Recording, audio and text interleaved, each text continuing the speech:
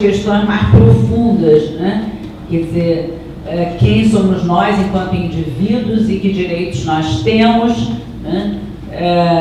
Enfim, então, muito obrigada, Luiz Eduardo. Vou passar agora rapidamente para o Raul Santiago, que vai de um polo ao outro, né? Vai agora falar, né? Da experiência, né? Vivida dramaticamente, o Raul, que é do coletivo Papo Reto do Alemão, enfim, muita gente conhece da mídia, enfim, do Facebook, né? Enfim, com a palavra, Raul Santiago. Muito obrigada. Tá vendo fome aí, não? Tranquilo? Então, tudo que eu vou falar se resume nessas pastas aqui, mas fiquem tranquilos que é bem vazio. Eu sou o Raul Santiago, tenho 26 anos, sou lá do Complexo do Alemão, e junto com esses loucos ali eu faço parte de um coletivo independente chamado Coletivo Papo Reto. O Coletivo Papo Reto ele trabalha com a comunicação de que forma? Ele usa como ferramenta a estratégia de busca, reafirmação de direitos, disputa da cidade a partir da nossa voz para nós mesmos e assim confrontando outras vozes e outros espaços onde talvez a gente não tivesse essas oportunidades de fala. O Coletivo Papo Reto, ele é um complexo do Alemão, esse aí é um pedaço da favela que eu vivo, e eu vi que tiveram muitas falas interessantes sobre a realidade das drogas, sobre diversas situações, e eu vou trazer um pouco para a realidade violenta que a gente vive entre essas duas palavras, guerra e droga. Eu vou trazer dentro da minha realidade, dentro das minhas perspectivas, o que a gente vive. E isso é apenas um compartilhamento, não é a realidade absoluta, não é a verdade absoluta. É a minha verdade, é o que eu vejo, é o que dentro do trabalho que a gente faz a gente percebe. E eu trago isso para todos como uma provocação, para que a partir do momento de que se tem conhecimento dessa realidade, o que a gente pode fazer? O que a gente vai fazer com essa informação? Um núcleo de reportagens especiais dentro do canal Globo News, onde a gente tem, o grupo que eu faço parte, a gente tem um trabalho de fazer uma comunicação mais para o lado da cidadania, realmente, fazer umas matérias mais reflexivas, com certo espaço a mais de tempo para produzir, preparar e editar essas matérias. E a gente está com essa brecha também dentro do canal Globo News. Para falar do Complexo do Alemão, para falar disso tudo, me perdoem ser um pouco clichê, mas eu queria fazer com vocês uma lista de chamada para confirmar quem está aqui. Rodrigo Oliveira, 20 anos. Não? Gustavo Cordeiro, de 28.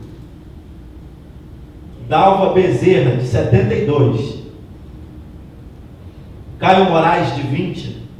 Anderson Pereira da Silva, 17 anos. Gabriel Ferreira, 14 anos. Luiz Gustavo, 15. Kátia Valéria Borges, 26 anos. Ninguém?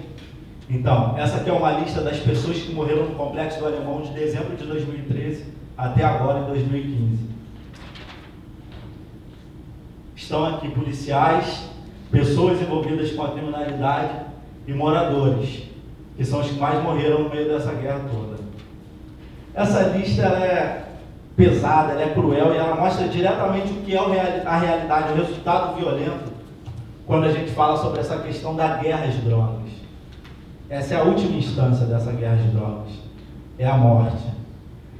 E a gente que mora na favela, a gente tem, muitas vezes, também quem trabalha com a mídia dentro da favela, muitas vezes uma crítica direta à instituição PM. E isso às vezes é mal interpretado do lado de fora. Mas as pessoas elas não têm uma crítica contra o ser humano PM, mas contra a forma da atuação dessa instituição que priva de direitos os próprios PMs e que quem sente a consequência dessa situação que a PM vive somos nós, moradores de favela. Então a gente tem, dentro do Complexo Alemão, eu trouxe algumas imagens para entender o porquê de uma revolta com a PM, apesar de termos a noção de todo um conjunto de situações que apertam junto com o policial aquele gatilho que mata um pobre e que faz a violência se espalhar por todas as favelas do Rio de Janeiro, as mais de 1000 existentes. Essa é uma imagem de um policial em situação de guerra. No Complexo do Alemão eu tenho a foto completa, resolvi não expor o rosto do policial trabalhador. Ele está numa localidade conhecida como Areal, no Complexo do Alemão, e ele está mirando na direção de uma rua, onde na mira da arma dele tem 2 salões de cabeleireiro, um açougue, uma padaria e diversas casas. A gente vive sobre a mira de armas 24 horas por dia, tanto da polícia quanto do tráfico. Essa é a realidade do policial num dos locais perigosos do Complexo do Alemão, na contenção do seu trabalho e a nossa vida cotidiana ali com o menino com a chuteira na mão, um pouco da nossa realidade dentro desse território chamado favela. Aqui é o único braço do Estado atuante dentro das favelas do Rio de Janeiro. O diálogo, política pública para dentro da favela é através da mira da arma de um policial. O Estado dialoga com as favelas, olhando para o favelado, para o morador de favela, através da mira de um policial. Nesse caso, Rafael Calazans é do coletivo Papo Reto e a polícia está proibindo a atividade de um baile funk de rua, que não é nem esses baile grande, era um baile de esquina com 2 caixas de som. Aqui é a Quadra Canitá, um dos únicos espaços culturais existentes do Complexo do Alemão, e a gente pode ver como é que ele está hoje. Uma excelente foto do Betinho Casas Novas. E a gente também tem bases, trincheiras como essa dentro de escolas do Complexo do Alemão e em campos de futebol. Ou seja, mais uma vez, política pública para dentro da favela é apenas a polícia de contenção do pobre e nenhum investimento, nenhum diálogo, nenhum outro pensamento que não seja esse, e eles ainda ocupam os espaços de cultura, esporte, educação e lazer existentes dentro da comunidade, dentro da favela. E por que essa revolta com o policial? Porque o policial é a ferramenta pobre que o Estado põe na linha de frente, e é aquele que aperta o gatilho. Então, apesar de todo o conhecimento da realidade violenta, das pessoas que fazem o policial apertar aquele gatilho, ele se torna o inimigo número 1, porque é ele quem está atirando. E, infelizmente, essa guerra do pobre contra o pobre, que acontece da trincheira da favela para dentro, e que poucas pessoas conhecem, ela só cresce, só aumenta. E aí é o cotidiano do Complexo do Alemão, né? Policiais passando, a tropa e a galera fazendo atividade. Aqui, a gente está ali na frente da galera que está aí filmando, da área dele no Complexo do Alemão, na Alvorada, que é o Barraco 55. A gente está fazendo uma atividade de pintura, cultura, música, e em seguida, como em qualquer outra situação de cultura, de arte que a gente vai fazer em alguma rua do Complexo do Alemão, um batalhão de polícia vem fechando aquele espaço, revista, causa essas situações vexatórias, essas situações que acabam trazendo o preto para aquele colorido que a gente queria dar naquele espaço. E aí, essa é a porta da loja de um comércio que tem também no Alto da Alvorada, que é um dos lugares críticos do Complexo do Alemão, onde os policiais eles ficam encostados na porta. A gente pode ver que tem a maçaneta ali, não sei se dá para ver na imagem, mas tipo, as pessoas não ficam à vontade de entrar numa loja como essa, porque pode ter um confronto, pode passar alguém envolvido com a criminalidade. Como é que você vai fazer? Vai estar dentro de uma loja onde o policial está ali na frente e pode se proteger ali ou começar o tiroteio naquela situação. Aqui a gente está dentro do colégio Teófilo Otoni, no colégio Caí, que é um colégio dentro do Complexo do Alemão, onde tem também uma base, uma trincheira daquele tipo que a gente viu no Espaço Cultural da Canitá, e enquanto um dos professores está questionando aquela situação, esse policial que está olhando para frente, ele está de fone no ouvido, dando atenção nenhuma para o que está sendo falado naquela realidade.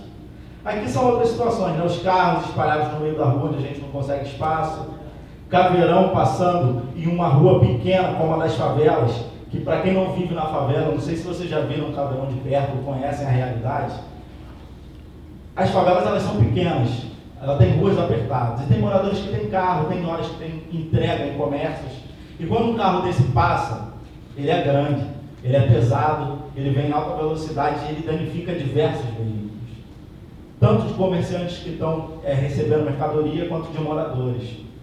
E o prejuízo disso tudo, no final, se transforma, como bem foi trazido por algumas pessoas, em uma nota policial na mídia, dizendo que em uma situação de confronto a polícia apenas se defendeu, ninguém foi preso. E se vocês repararem mais na imagem, o medo e a situação é tão tensa que tem uma senhora caída ali no canto que o morador está ajudando a levantar. Eu não sei se dá para ver daí. Esse aqui é o Eduardo. Ele ganhou grande destaque na mídia, o jornal Dia também divulgou bastante. Ele é autista, preto, morador de favela. Ele ia ser morto por um policial numa operação no Complexo do Alemão. Ele recebeu uma ordem para parar, só que como ele é autista, ele seguiu na dele, foi e o policial já ia atirar, os moradores entraram na frente, teve uma confusão danada, e a gente teve até que fazer uma identificação para ele, um crachá, dizendo que ele é um menino autista, para ele não ser mais uma estatística do que acabaria se tornando algo como legítima defesa. E esse, perdoem a imagem, a quem não vive com essa realidade, a gente tem isso na nossa porta. Esse é o Eduardo, o caso mais recente que a gente tem e o mais doloroso. Eu vou compartilhar com vocês, eu fui uma das primeiras mídias independentes e até mídias geradas a chegar nessa área, junto com a Renata Trajano e o Carlos Coutinho. A situação do Eduardo era a seguinte: ele estava sentado na porta de casa e tem em torno de 5 degraus. Quando o policial deu um tiro na nuca dele por trás, porque ele estava com o celular na mão e o policial alegou ser uma arma, confundido com uma arma, quando ele tomou esse tiro na nuca, ele foi jogado para frente nessa escada. Ele quebrou o braço 2 vezes, fraturou 2 costelas, além de ter a cabeça perfurada e estourada por esse tiro. E aí a gente tem que viver com a realidade de ser legítima defesa o resultado dessa morte, tanto para o governo, para a polícia, quanto também tem se partilhado muito isso nas mídias. E essa é a mãe do Eduardo, né, uma leoa, como eu falei, vendo aquele que é considerado o nosso inimigo, né?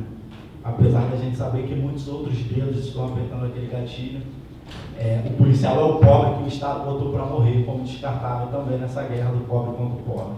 E aí são os becos da favela, em situação de guerra. Esse é o último senhor que foi baleado, tem 3 dias nessa guerra às drogas, então a gente pode perceber o que é a guerra às drogas dentro dos territórios de pobreza. E o porquê da revolta dessa situação e porque a gente acredita que essa guerra de drogas tem que acabar. Porque por muitos anos a gente deu à polícia a legitimidade de apertar o gatilho e de quem mora na favela ser descartável. Hoje o tráfico ele só existe por causa da criminalização. E hoje o tráfico ele só se fortalece porque a gente legitimou a polícia a dar tiro em qualquer tipo de pessoa na favela e aceitou o discurso de que aquele cara era envolvido com o tráfico, com a criminalidade de alguma forma, e declarou que aquela vida não valia a pena. A gente viu recentemente, através das mídias independentes e da coragem de uma moradora, os policiais forjando um jovem no Morro da Providência. Pelo que eu entendi, aquele jovem tinha sim algum envolvimento com o tráfico, mas é uma situação comum dentro das favelas. Por quê? Porque nessa guerra às drogas, quando alguém morre, o policial forja. E por que o policial forja? Porque quem está de fora da favela vai legitimar aquela morte. Ele estava envolvido, ele estava vendendo drogas. Só que o que acontece dentro? Quando o cara não tinha nada a ver com o tráfico, quando ele já tem a família, já fica sofrendo. Mas quando o cara não tinha envolvimento, e muitas vezes era querido dentro da realidade da favela, o principal sentimento que tem dentro da favela são 2, revolta e ódio. E é a partir disso que o tráfico continua mais forte, continua se replicando e continua crescendo dentro das favelas. Porque a gente vive uma guerra do ódio, com o discurso da guerra às drogas. Através das guerras às drogas, os policiais, eles se matam e morrem na favela, e jovens pegam armas e morrem e matam dentro das favelas. Um policial mata o jovem do tráfico, o amigo, o parente se revolta, quer virar bandido para matar o policial. O jovem da favela mata o policial, o filho, o primo, o irmão quer virar policial e quer ir na favela matar quem matou o policial. E a gente vive nessa guerra e não vai além disso. A gente não vê o que está acima disso. Quem alimenta isso? Quem vende isso? Mas a gente continua aceitando o discurso simples de que é apenas legítima defesa e que era uma operação que fazia parte de rotina, operação de rotina dentro das favelas. E o porquê da revolta com a polícia? Porque a gente acredita que o policial preto, pobre, da Baixada, tão sofrido quanto nós, e tendo dentro da sua casa as leis que o impedem até de protestar contra os abusos que eles sofrem, eles também deveriam encontrar alguma forma de se rebelar contra esse sistema que bota eles em trincheiras daquela forma, onde quando não é o apoio do morador para ele beber uma água, esquentar comida, ele não tem nem banheiro para usar. Porque tudo que o Estado falou para ele foi botar uma arma na mão, saco de areia e falar, se vira. Você tem que fazer a paz a partir da arma e do medo. E aí, o que acontece? Muitas vezes, esse é o destino do morador da favela. Violação de cena, obviamente, de onde aconteceu o tráfico, mas comum. Muitas vezes, minimamente uma vez por semana, a gente vê alguém da favela saindo dessa forma. Carregado no lençol, carregado pelo pé como bicho abatido, sangue, pano, e a vida do ser humano misturada. E essa é uma imagem muito emblemática, acho que não vai dar para ver daí, depois eu compartilho com a Julita ou com todo mundo. Mas aqui na parte da frente é um corpo, essa parte aqui é um corpo, e aqui tem um policial fazendo uma selfie com esse corpo. Então é um pouco do que a gente vive nessa situação da guerra, onde a gente perdeu a sensibilidade de muitas coisas. E aí eu digo a gente, eu digo todo mundo, eu digo o policial, o cara do tráfico, o morador que diz que é comum, e quem é de fora que acha que quem mora na favela e morre não faz falta, e é isso mesmo. Isso aqui são algumas imagens do cotidiano, do dia a dia, e aquilo que eu falei, né, de como sinais de uma revolta. Eu aprendi, eu tenho 26 anos, eu sou há 26 anos morador do Complexo do Alemão. Eu aprendi a ter medo da polícia não porque me disseram, mas pelo que eu via. Porque o tráfico, o que é o tráfico? O tráfico está ali, dentro do território. A gente sabe que tem as situações fora da lei, tem a ostentação de armamento, mas é uma coisa que você vê. E a polícia dentro do território, essa forma de combate às drogas, sem nenhum estudo, a não ser a partir da guerra, isso sempre faz a gente ter o medo da polícia, porque quando a polícia ela vem na favela, é momento de operação, e o território se torna um território violento, um território de guerra, um território hostil onde pessoas morrem. E aí a gente tem aqui uma cena dessa, né, de um menino apontando uma arma para um policial. Enfim, só um minuto, vamos para as minhas pastinhas. Quem fez essa foto que você mostrou do menino? Não entendi. Sabe quem fez? Não sei, a foto da internet, uma foto incrível. A da selfie é de quem? A da selfie é de morador, lá do Alemão, é de uma senhora. Aí é aquela tipo de selfie que a gente não diz quem tirou para evitar situações. Aí a gente parte para a questão da mídia. Por que as pessoas têm muito pé atrás na mídia? E hoje, eu tendo a oportunidade de trabalhar na Globo News, eu posso conversar isso muito com as pessoas. Porque isso aqui, você consegue mobilizar todas as emissoras, todos os jornais, todos os veículos existentes, hegemônicos de comunicação, para fazer a cobertura. Mas para isso aqui, uma festa no Dia das Crianças, você não consegue mobilizar ninguém. Então a gente acostumou que a dor, a violência, isso é que vende. E a gente tem que pensar de que forma a gente pode mudar isso. Porque tem muitas coisas positivas dentro desses territórios violentos também. E às vezes a gente só replicar aquela situação de violência, a gente também está fazendo ela se tornar mais forte. E aí aqui eu trouxe algumas imagens do porquê dentro de favelas a comunicação independente se tornou forte, né? Principalmente por conta da situação de violência mesmo, de acompanhar essas questões de arbitrariedade dentro dos territórios, e isso de certa forma a gente percebe que houve um impacto, uma redução dessa atuação violenta da polícia, porque hoje você pode tornar visível mais pessoas atentarem àquela realidade. Mais cedo eu ouvi alguém falando sobre a mídia e o crescimento da mídia independente, até com o Bruno. E assim, a questão para mim, a minha visão era muito simples. A mídia independente ela só se tornou forte por uma única questão. Porque você pode dialogar com aquela situação. Essa é a potência básica das coisas. Trabalho na Globo, tem um monte de jornal. Quando a Globo passa uma matéria que eu considero errada, eu não vou gritar com a televisão. Sabe? Eu não vou ir lá na redação do jornal e dizer que aquilo está errado.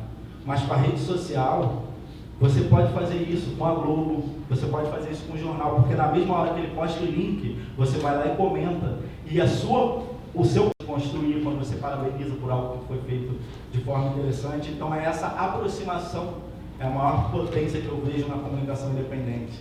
E eu vi alguém falar, acho que foi você, né, de depredar o patrimônio público e tal, na favela. Eu trouxe exatamente umas imagens para dizer exatamente porque é uma provocação para a mídia, principalmente, para a gente dizer por que as pessoas depredam na favela. Foi sobre o ônibus, né? Ó, isso aqui é uma base policial, que o morador depredou também, em uma área de muita violência no Complexo Alemão. Isso aqui é um protesto na rua, na época que morreu Dona Arlindalva, de 72 anos. Isso aqui também é uma revolta com a base da UPB, mas também tem essa questão dos ônibus e tal. Tem alguém do Jornal Extra? Eu sou muito amigo da galera do Jornal Extra também, todas as mídias, né? Que sempre que eu estou com eles eu faço uma piada, uma pergunta, que acaba sendo grave, que é assim, vocês estão me devendo R$200. Por que isso? Porque uma vez teve uma manifestação no Complexo do Alemão, E o Jornal Extra falou que cada morador daquele que estava participando da manifestação recebia R$200 do tráfico para fazer aquilo que estava fazendo. Pô, a gente está esperando o duzentão até hoje. Nem de um lado, nem de outro veio.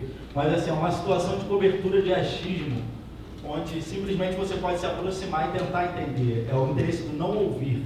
Você quer dar uma notícia sem ouvir, você quer... a imparcialidade ela não existe, porque você está olhando e você está formulando a sua opinião, mas você não tentou dialogar com ambas as partes, ou então para além da nota da polícia, né? E aí eu trouxe aqui umas imagens de extremos que fazem as pessoas... O que a depredação inversa. Isso aqui é dentro de uma favela. A mototaxista tomou um tiro no tanque, ele não pode mais trabalhar. Não sei se veio do tráfico, se veio da polícia. Mas e aí, como é que faz? Quem vai cuidar disso a não ser ele mesmo? Isso aqui é uma rua no Complexo da Penha. Dentro dessa arte dura, se vocês repararem, cada poste, cada comércio, cada bar, tem no mínimo 15 tiros em cada parte. Isso aqui é a parede de um teleférico. Isso aqui é o casaco desse jovem, o Juan. Ele tomou um tiro, bala perdida dentro da favela quando estava indo para a academia. Isso aqui é uma casa de uma senhora e ela está com a janela fechada e ela me falou que para o sol, para a luz entrar dentro da casa dela, ela não precisa abrir a janela, porque ela já tem tantos buracos que isso não é necessário. Isso aqui é uma casa na Alvorada. Isso aqui é um carro que foi amassado pelo caveirão, enfim. São situações de depredação inversa. Quem vai pagar por isso? Quem vai trocar aquele portão? Qual? É a pacificação, pacificador. Polícia pacificador, é o nosso entendimento sobre isso. Então, assim, quando uma pessoa ela desce para a rua para depredar, é o extremo, sabe? É um acúmulo de muitas coisas vividas. Claro que eu não estou aqui legitimando, vamos quebrar ônibus, não, pelo contrário, também não concordo. Mas a situação que não tem voz acaba aparecendo daquela forma. Só que na mídia diz apenas que moradores depredaram um ônibus. Mas por que pessoas, trabalhadores comuns resolveram depredar um ônibus e se tornam vândalos no consentimento geral de quem mora, como aqui nessa foto, de 500 metros para fora, onde existe a paz? Enfim, pacificação, paz ou ficção? O povo é o poder. Se matam, juíza, imagina o que fazem com os favelados, parede da favela. Então, assim, eu trouxe essas imagens para trazer... Tudo isso faz parte do conceito do que é a guerra de drogas dentro da realidade das favelas. A gente vive essa situação de violência diária. A gente vive todas essas questões de viver a guerra em territórios isolados da entrada da favela para dentro. Então, às vezes, a gente pode estar aqui conversando, se isso fosse dentro da favela, a gente está conversando e isso aconteceu de repente.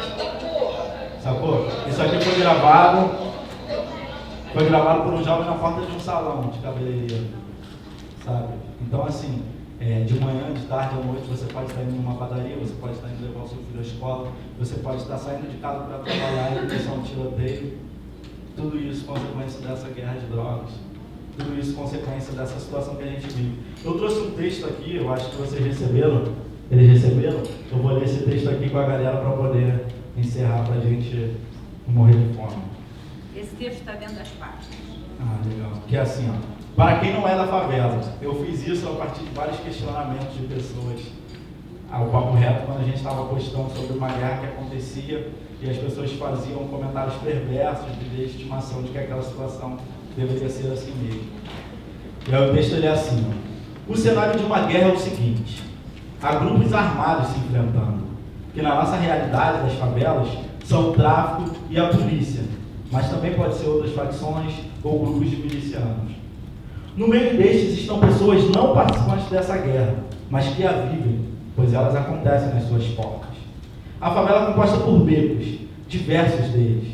São como artérias, como galhos de árvores, onde um se desmembra em vários outros, e assim por diante. Em comum, são apertados, pois, como o nome já diz, são becos. O disparo de um tiro de fuzil Parafal, calibre 7,62, que ambos os lados da guerra usam, se não estou enganado, ele atravessa de 3 a 5 paredes concretadas. Vocês conhecem uma favela? Já viram as casas de uma favela? Quando uma arma dessa dispara rajadas no beco, ela encontrará obstáculos rapidamente, pois os becos são curvos e o tiro vai reto. Quando uma arma dessa dispara em um beco, o som é ensurdecedor e dá medo. Quando uma arma dessa dispara em um beco, acerta uma casa, destrói o bem de alguém daquele lar, uma TV, por exemplo, dá prejuízos e dá medo. Quando uma arma dessas dispara em um beco, acerta, fere ou mata uma pessoa, dá medo, dor, revolta e muito mais. Quando isso se repete muitas vezes, mexe com a rotina, a saúde, o psicológico, o estresse, o nervoso de crianças, jovens, adultos e idosos. Nunca pensou nisso, né? Vai vendo. Isso é a guerra. Na nossa realidade, as formas desastrosas que o Estado e a Polícia Militar do Rio de Janeiro atuam, usando como discurso a guerra às drogas, apenas alimentam a dor, o ódio e joga cada vez mais longe as utopias e ilusões de uma vida onde os nossos problemas principais sejam o trânsito, o transporte público, até a falta de emprego, mas não esse risco iminente de morte. E o tráfico? Pois é, o tráfico da favela, apesar de também estar bem armado, ele não é a cabeça dessa situação. Os varejistas da favela não são o bolo da festa. Mas o foda é que tanto quem está no crime, quanto qualquer um de nós, pobres, pretos e pretas, favelados, somos aquele que por nossa cor, por nosso endereço, somos os que podemos ser exterminados.